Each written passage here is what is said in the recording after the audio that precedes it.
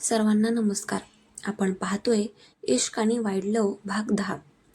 कबीरच्या त्या आवेगी आणि अधिकारवाणीने घेतलेल्या स्पर्शाने मायराचे संपूर्ण शरीर जणू बधीर झाले होते. खिडकीबाहेर विजांचा कडकडाट सुरूच होता.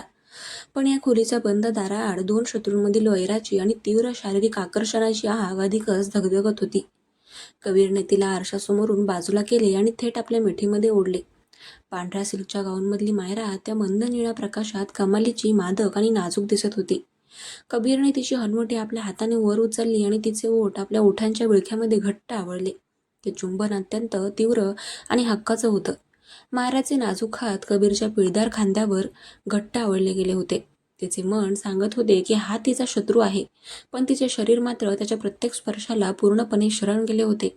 काही वेळाने कबीरने आपली पकड थोडी सैल केली आणि तिच्या डोळ्यांमध्ये डोळे घालून पाहू लागला. मायराचे श्वास वेगाने चालले होते आणि तिचे डोळे अगतिकने डबडबले होते. कबीरने हलकेच हसून तिच्या गालावरचे अश्रू आपल्या अंगठ्याने पुसले. मायरा, तू जितकी माझ्याविरुद्ध खेळ खेळशील तितकीच तू या वाड्यामध्ये आणि माझ्या मनामध्ये अधिक खोलवर रुतत जाशील. तुझा हा सिंगाणियांचा अभिमान रोज रात्री माझ्यासमोर असाच वितळणार आहे, कबीरने अत्यंत संत, जड आणि मादक आवाजामध्ये म्हटले. मायराने स्वतःला सावरले आणि ती बेडच्या बाजूला जाऊन उभी राहिली. तिने आपले विखुरलेले केस सावरले आणि कडक आवाजात म्हणाली, कबीर राणा, हा तुझा गैरसमज आहे. तू मला रात्री शरीराने जिंकू शकतोस, कारण तुझ्यामध्ये तो पुरुषी अहंकार आहे. पण दिवसा मी अजून सिंघानियांची मुलगी आहे. उद्या सकाळी तुझा तो पोर्ट प्रोजेक्ट परदेशी बँकेच्या मंजुरीसाठी मंत्रालयात जाणार आहे ना? तिथे मी काय करते हे तू उद्या स्वतःच बघ. कबीरने तिच्या या आव्हानाकडे पाहिले आणि त्याचा जड कोट उचलून तो सोफ्यावर जाऊन बसला. त्याच्या चेहऱ्यावरचे तेच मगरूर हसू कायम होते. दुसऱ्या दिवशी सकाळी मुंबईच्या मंत्रालयाच्या मुख्य इमारतीबाहेर मीडियाचे कॅमेरे आणि VIP गाड्यांची प्रचंड गर्दी झाली होती. आज कबीर राणाच्या इंटरनॅशनल पोर्ट प्रोजेक्टच्या फायनल मंजुरीची बैठक होती. कबीर आपल्या संपूर्ण लीगल आणि फायनान्शियल टीमसह मंत्रालयाच्या मुख्य हॉलमध्ये दाखल झाला. त्याने काळ्या रंगाचा एक कडक 3-piece सूट घातला होता. त्याचे केस नीट विंचरलेले होते आणि तो नेहमीप्रमाणेच अत्यंत रुबाबदार दिसत होता. बैठक सुरू झाली. मुख्य सरकारी सचिवांनी विचारले, मिस्टर कबीर राणा, तुमच्या कंपनीचे 30% शेअर सिंघानिया ग्रुपकडे आहेत. या प्रोजेक्टसाठी त्यांच्या ऑडिट टीमची मंजुरी मिळाली आहे का? कारण त्यांच्या सहीशिवाय आम्ही या आंतरराष्ट्रीय निधीला परवानगी देऊ शकत नाही. कबीर उभा राहिला. त्याने फाईल पुढे करत म्हटले, सर, सिंघानिया ग्रुपचे शेअर जरी 30% असले तरी कंपनीचे मुख्य निर्णय घेण्याचे अधिकार फक्त माझ्याकडेच आहेत. त्यामुळे त्यांच्या मंजुरीची कायदेशीर गरज नाही. तितक्यात हॉलचा मोठा दरवाजा उघडला गेला. सर्व अधिकाऱ्यांनी वळून पाहिले. समोर मायरा सिंघानिया उभी होती. तिने आज गडद लाल रंगाचा एक अत्यंत सुंदर आणि पॉवरफुल बिझनेस सूट घातला होता. तिचे केस घट्ट बांधलेले होते आणि तिच्या चेहऱ्यावर जिंकल्याचा एक मोठा अभिमान दिसत होता. तिच्या मागे थेट परदेशी बँकेचे मुख्य प्रतिनिधी आणि काही सरकारी अधिकारी उभे होते. माझ्या मंजुरीची गरज नक्कीच आहे, मिस्टर कबीर. मायराचा आवाज संपूर्ण हॉलमध्ये खंबीरपणे घुमला. ती संत पावलांनी चालत थेट मुख्य टेबलपाशी आली. कबीरने तिच्याकडे पाहिले. त्याच्या डोळ्यांमध्ये आश्चर्याची एक हलकी चमक उमटली. मायराने रात्रीच्या धक्क्यातून सावरून दिवसा बिझनेसच्या मैदानात पुन्हा एकदा मोठा डाव टाकला होता. मायराने सर्व अधिकाऱ्यांसमोर एक नवीन फाईल ठेवली. सर, कबीर राणा सांगत आहे की त्यांच्याकडे सर्व अधिकार आहेत. ते बरोबर आहे, पण राणा एंटरप्राइजेसने ज्या बंदराच्या जमिनीचा ताबा घेतला आहे त्या जमिनीचा एक मोठा हिस्सा पर्यावरण मंत्रालयाच्या बफर झोनमध्ये येतो. मी आज सकाळीच केंद्रीय पर्यावरण मंत्रालयाकडून या प्रोजेक्टवर तात्पुरती बंदी आणली आहे. जोपर्यंत या जमिनीची नवीन तपासणी होत नाही तोपर्यंत परदेशी बँक या प्रोजेक्टसाठी 1 रुपयाही देणार नाही. आणि हे आहेत त्या बँकेचे मुख्य प्रतिनिधी ज्यांनी माझ्या अहवालावर स्वाक्षरी केली आहे. हे ऐकताच संपूर्ण हॉलमध्ये सन्नाटा पसरला. कबीरच्या लीगल हेडचे आणि फायनान्शियल हेडचे चेहरे पांढरे पडले. मायराने थेट सरकारी पातळीवर आणि बँकेच्या मुख्य प्रमुखांना हाताशी धरून कबीरचा संपूर्ण रस्ताच ब्लॉक केला होता. कबीरने ती फाईल पाहिली आणि नंतर त्याची नजर मायराच्या चेहऱ्यावर खिळली. तिने त्याची कमजोरी शोधली नव्हती, तर थेट सरकारच्या नियमांचा वापर करून कबीरला कोंडीमध्ये पकडले होते. कबीर हळूच आपल्या खुर्चीवरून उठला. तो टेबल ओलांडून थेट मायराच्या अगदी समोर येऊन उभा राहिला.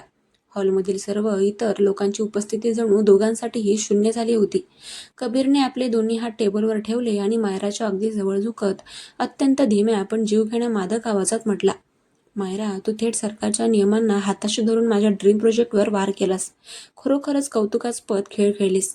पण लक्षात ठेव, राणा आपल्या बिझनेसच्या आड येणाऱ्या प्रत्येक वादळाला कसं वश करायचं हे चांगल्या प्रकारे जाणतो. आज रात्री या वाराची किंमत खूप मोठी असेल. मायरा उठून उभी राहिली. तिने आपला काळा गॉगल डोळ्यांवर चढवला आणि कबीरच्या डोळ्यांमध्ये पाहत म्हणाली, मी त्या रात्रीची वाट पाहीन मिस्टर कबीर राणा. पण आज दिवसा विजय माझा झाला आहे. मंत्रालयाच्या त्या विस्तीर्ण हॉलमध्ये मायराचा हा तडाखेबंद आणि कायदेशीर वार पाहून सर्वच अधिकारी अचंबित झाले होते. कबीर राणाचा तो अत्यंत महत्त्वाकांक्षी आणि प्रतिष्ठेचा इंटरनॅशनल पोर्ट प्रोजेक्ट पर्यावरण मंत्रालयाच्या त्या एका नोटीसमुळे पूर्णपणे रखडला होता. परदेशी बँकेच्या मुख्य प्रतिनिधींनीही मायराच्या बाजूने कौल दिला होता, ज्यामुळे कबीरची संपूर्ण कायदेशीर टीम निरुत्तर झाली होती. कबीरने आपले दोन्ही हात टेबलावर घट्ट रोवले होते, पण त्याच्या चेहऱ्यावर रागाऐवजी एक कमालीची शांतता पसरली होती. मायरा मात्र आपला काळा गॉगल डोळ्यांवर चढवून अत्यंत दिमाखात आणि विजयाच्या मरगुरीत हॉलबाहेर पडली. तिच्या पायातील हाय हिल्सचा खणखणाट मंत्रालयाच्या कॉरिडॉरमध्ये जणू कबीरच्या पराभवाची साक्ष देत होता. कबीर तिथेच उभा राहून तिच्या जाणाऱ्या पाऊलखुणांकडे पाहत होता. त्याचा असिस्टंट भीतीने थरथरत जवळ आला. सर, आता काय करायचं? पर्यावरण मंत्रालयाची स्थगिती उठवायला किमान 2 महिने लागतील आणि तोपर्यंत परदेशी बँक हे कर्ज दुसऱ्या कंपनीला देऊन टाकेल. आपण पूर्णपणे अडकलो आहोत. कबीरने हलकेच हसून आपला कोट नीट केला आणि अत्यंत संत आवाजात म्हटले, काळजी करू नकोस. तिने दिवसा बिझनेसच्या मैदानात हुकमाचा एक्का टाकला आहे. मग रात्री वाड्यावर तिच्या या विजयाचा जल्लोष मलाच करावा लागेल. गाडी काढा. रात्रीचे 11:30 वाजले होते. राणा मॅन्शनच्या मुख्य हॉलमध्ये आज एक अजब शांतता होती. बाहेर पावसाची फक्त एक संत रिमझिम सुरू होती, पण वाड्याच्या आतमध्ये मात्र एका मोठ्या वादळाची नांदी होती. मायरा बेडरूममध्ये उभी होती. तिने साडी बदलून गडद काळ्या रंगाचा एक मऊ सिल्कचा कुर्ता घातला होता. तिचे लांब काळे रेशमी केस पाठीवर मोकळे सुटलेले होते. दिवसा मंत्रालयात कबीरला हरवल्याचा आनंद तिच्या चेहऱ्यावर होता, पण जसजशी रात्र वाढत होती तशी तशी तिच्या मनातील अस्वस्थताही वाढत होती. कबीर रात्री काय करेल याचा अंदाज लावणे कठीण होते. तितक्यात बेडरूमचा जड लाकडी दरवाजा उघडला गेला आणि कबीर आतमध्ये आला. त्याने त्याचा 3 पीस सूट आधीच काढून टाकला होता आणि शर्टचे वरचे 3 बटणं नेहमीप्रमाणेच उघडे केले होते. त्याच्या पांढऱ्या शर्टवर त्याच्या मजबूत शरीराच्या रेषा स्पष्ट दिसत होत्या. त्याच्या हातात विस्कीचा ग्लास नव्हता, तर एक लाल गुलाबाचे फूल होते. तो अत्यंत संथ आणि वजनदार पावलांनी तिच्याकडे चालत येऊ लागला. खोलीमध्ये फक्त एका कोपऱ्यात मंद निळ्या रंगाचा डिम लाईट जळत होता. कबीरने ते गुलाबाचे फूल टेबलवर ठेवले आणि तो थेट मायराच्या अगदी जवळ येऊन उभा राहिला. त्याचा तोच परिचयाचा मादक परफ्यूमचा सुगंध संपूर्ण खोलीमध्ये पसरला. कबीर इतका जवळ आला की मायराचे पाय नकळत मागे सरकले आणि तिची पाठ थेट बेडरूमच्या मोठ्या आरशाला जाऊन टेकली. कबीरने आपले दोन्ही मजबूत हात तिच्या दोन्ही बाजूंना आरशांवर टेकवले, ज्यामुळे मायरा पूर्णपणे त्याच्या विळख्यामध्ये अडकली. आरशात दोघांची नजर एकमेकांना भिडली. मंत्रालयातली तुझी ती खेळी खरोखरच अद्भुत होती मायरा. कबीरचा आवाज रात्रीच्या शांततेमध्ये कमालीचा जड, खोल आणि मादक ऐकू आला.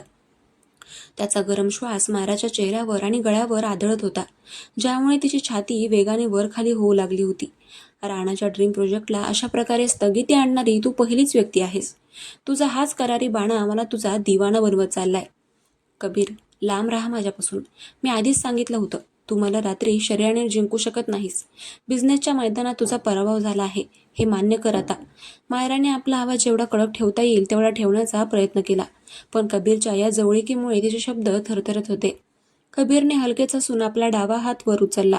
त्याने आपल्या तप्त बोटांनी मायराच्या गालावरून आपले बोट अतिशय हळुवारपणे फिरवले आणि नंतर तिची एक केसांची पट तिच्या कानामागे सारली. त्याचा तो मर्दानी स्पर्श होताच मायराच्या संपूर्ण शरीरामध्ये एक तीव्र शहारा उमटला. तिने आपले मोठे डोळे नकळत घट्ट मिटून घेतले. कबीरने तिची हनुवटी पकडून तिचा चेहरा वर उचलला आणि तिच्या ओठांच्या अगदी जवळ जात म्हणाला, बिझनेसच्या मैदानातला विजय तात्पुरता असतो मायरा, पण या खोलीतला माझा हक्क कायमचा आहे. तू माझा प्रोजेक्ट रोखलास ना, मग आता त्याची किंमत तुला याच आरशासमोर माझ्या मिठीमध्ये मोजावी लागेल. असे म्हणत कबीरने तिची कंबर आपल्या एकाच मजबूत हाताने घट्ट पकडली आणि तिला स्वतःच्या शरीराशी पूर्णपणे खिळवून ठेवले. कबीरचे ओठ थेट तिच्या थरथरत्या ओठांवर आदळले. ते चुंबन वैराचे आणि आवेगाचे एक अजब मिश्रण होते, ज्यामध्ये मायराचा सगळा अहंकार आणि तिचा प्रतिकार एका क्षणामध्ये भेतळून गेला. तिचे नाजूक हात कबीरच्या पिळदार खांद्यावर घट्ट आवळले गेले दोन कट्टर शत्रू घराण्यांचे हे वारसदार आज रात्रीच्या काळोखात जगाचे सगळे नियम विसरून एका तीव्र आणि मादक नशेमध्ये पूर्णपणे वाहून गेले होते. पण खरी नाट्यमय वळणं पुढच्या दिवशी सकाळी येणार होते. दुसऱ्या दिवशी सकाळी जेव्हा मायराला जाग आली तेव्हा कबीर खोलीमध्ये नव्हता. तिने घाईघाईने आपला फोन पाहिला तर तिच्या बाबांचा म्हणजेच विक्रम सिंघानिया यांचा सलग 5 वेळा फोन आला होता. तिने घाबरून बाबांना फोन लावला. मायरा, मोठी गडबड झाली आहे. कबीर राणाने काल रात्रीच एक नवीन मास्टर स्ट्रोक खेळला आहे. त्यांनी पर्यावरण मंत्रालयाने ज्या जमिनीवर बंदी आणली होती ती संपूर्ण जमीन सोडून त्याच्या बाजूलाच असलेल्या सिंघानिया ग्रुपच्या एका मालकीच्या जमिनीवरून त्याच्या पोटचा नवीन रस्ता अधिकृत करून घेतला आहे. आणि सर्वात धक्कादायक म्हणजे आपल्या कंपनीतील काही गद्दार डायरेक्टर्सनी कबीरच्या या प्रस्तावाला मंजुरी दिली आहे. आता आपलाच रस्ता वापरून तो त्याचा प्रोजेक्ट सुरू करतोय आणि आपल्याला कोर्टात जाण्याचा मार्गही उरला नाही. विक्रम सिंघानियांचा हा आवाज ऐकून मायराच्या हातातील फोन थेट जमिनीवर पडला. आरशामध्ये तिने स्वतःचे वेखुरलेले रूप पाहिले आणि तिच्या कानामध्ये काल रात्रीचे कबीरचे शब्द घुमले. या खेळाचे नियम मी रोज रात्री बदलणार आहे. कबीरने तिला रात्री आपल्या मिठीमध्ये गुंतवून ठेवले होते आणि त्याचवेळी दिवसा तिच्या पाठीत खंबीर वार केला होता. मायरा आता कबीरच्याच घरात राहून त्याच्या या नव्या वाराचा बदला कसा घेणार हे पाहणे आता उत्सुकतेचे ठरणार होते. तर मंडळी, तुम्हाला काय वाटतं? मायरा पुढे काय करेल आणि कबीरचा पुढचा वार काय असेल? कमेंट करून नक्की कळवा. आणि हो, आपल्या चॅनलला सबस्क्राईब करायला विसरू नका. भेटूया उद्याच्या भागात. चलो बाय. हर हर महादेव.